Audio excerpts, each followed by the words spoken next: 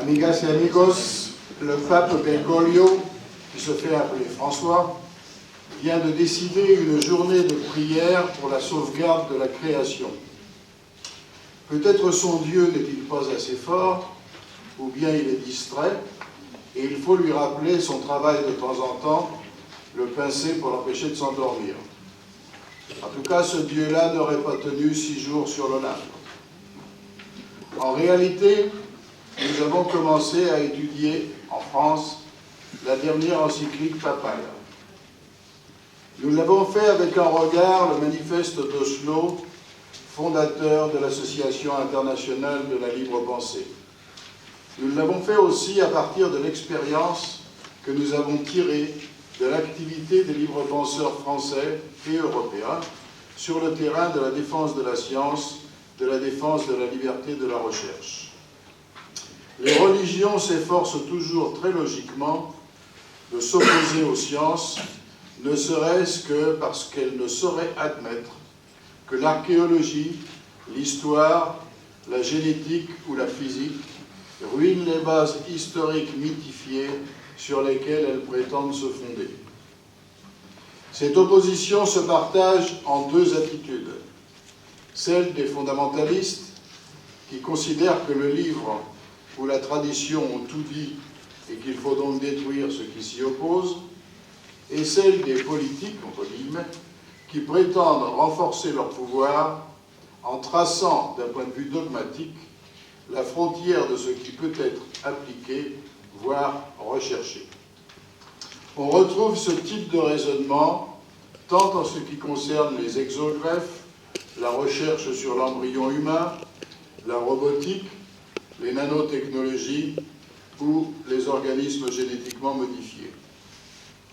Il y a donc lieu d'identifier et faire connaître les vecteurs de l'offensive obscurantiste, et en l'occurrence, cela rejoint les préoccupations plus habituelles de la libre pensée, comme la défense de l'université et des diplômes qu'elle délivre contre les privilèges des religions qui, en France, et depuis peu, participent de nouveau à l'élaboration de certains diplômes et délivrent leur propre parchemin grâce à un concordat universitaire sur la base d'un accord entre le Vatican et le ministre de l'époque qui s'appelait Bernard Kouchner.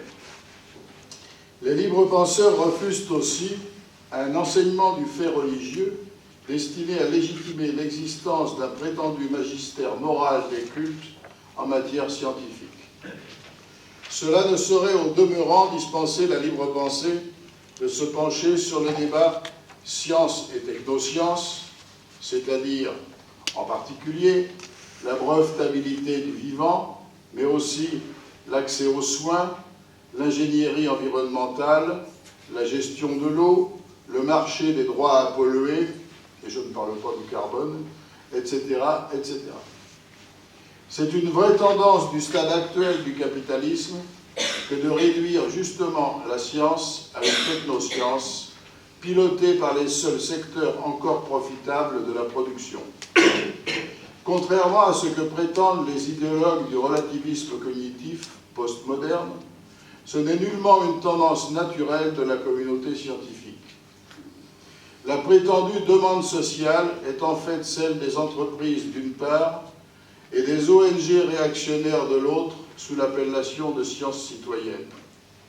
C'est ainsi que certains secteurs de la recherche fondamentale sont condamnés à une quasi-clandestinité de fait, compte tenu des réglementations en usage subordonnées à l'idéologie obscurantiste et mercantile.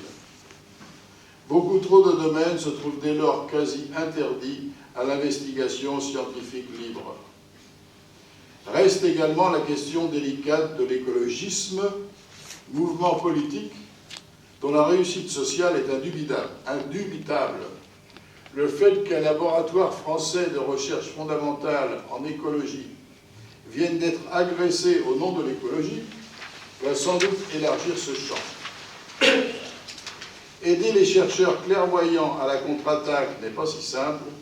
Il devrait pourtant être clair que des organismes qui se définissent comme intergouvernementaux, tout honorables qu'ils soient, ne peuvent pas être qualifiés de scientifiques, quand bien même des chercheurs y participent.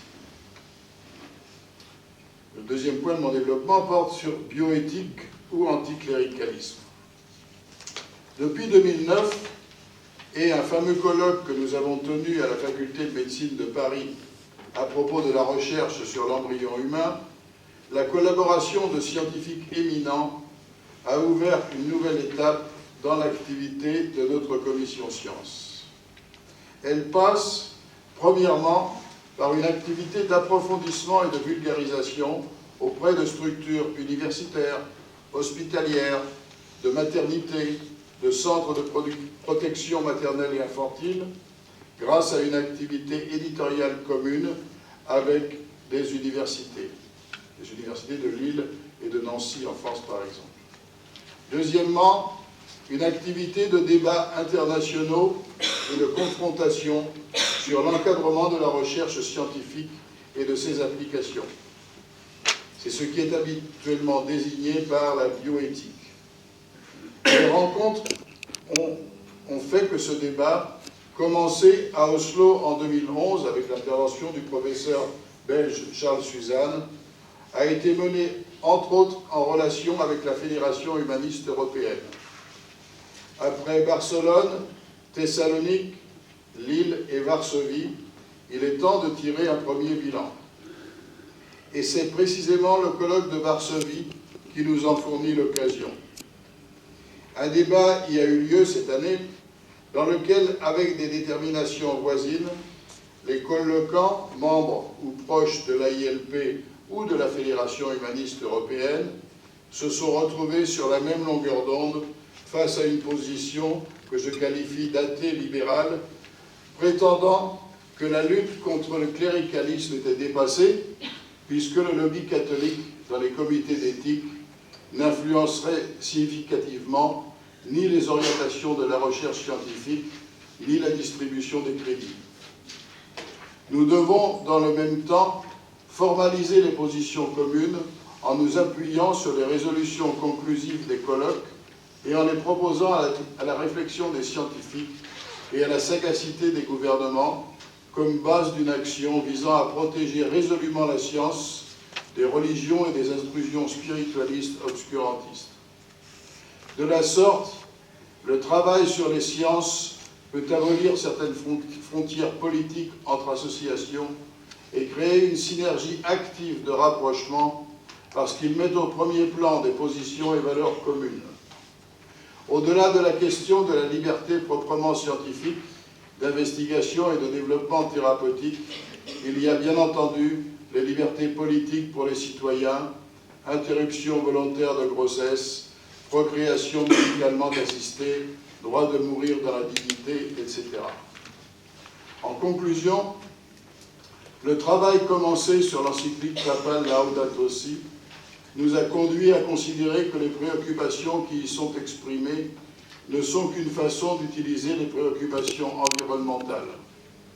Sous ce couvert, il ne s'agit rien moins que de rassembler les forces politiques les plus variées et les plus efficaces de l'impérialisme mondial autour des solutions éprouvées de l'institution ecclésiale pour faire accepter leur sort aux opprimés. Cela se fait bien entendu au nom de la lutte contre la pauvreté, fonds de commerce principal de la maison depuis 2 millénaires, avec les résultats que l'on sait.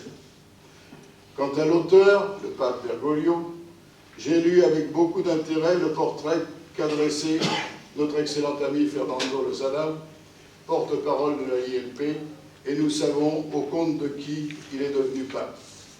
Il nous faudra tenter de synthétiser nos analyses et nos critiques, et ce, de façon intercontinentale. Je vous remercie.